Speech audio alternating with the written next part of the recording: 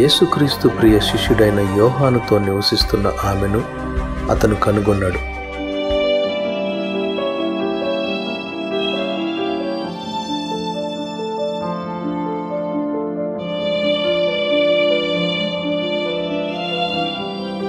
లోకరక్షకుడిని లాలించిన ఆమె ఆయన తొలి శ్వాసకు చివరి శ్వాసకు సాక్షితని తల్లి మరియా.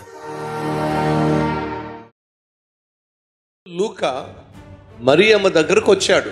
ఆ తరువాత మరియమ్మ లూకాకు ఏం చెప్పింది, అసలు యోసేపుతో ప్రధానము ఎలా జరిగింది, ఆ తర్వాత దేవుని దూత ఎలా ప్రత్యక్షమై తను గర్భము ధరించబోతుందని, కుమారుణ్ణి కనబోతుందని, అదంతా ఎలా చోటు చేసుకుంది. పెళ్లి కాక మునిపే గర్భం ధరించినటువంటి మరియమ్మను అందరూ అర్థం చేసుకున్నారా, ఆడిపోసుకున్నారా? ఇంతకీ యోసేపు సంగతి ఏమిటి? ఇదంతా కూడా కళ్ళకు కట్టినట్టుగా ఒక అద్భుతమైన చిత్రంగా వచ్చే వారం నేను మీకు చూపించబోతున్నాను. కాబట్టి ఈ నెలలో జరిగేటటువంటి ఏ ఆరాధనలో మీరు మిస్ కాకండి.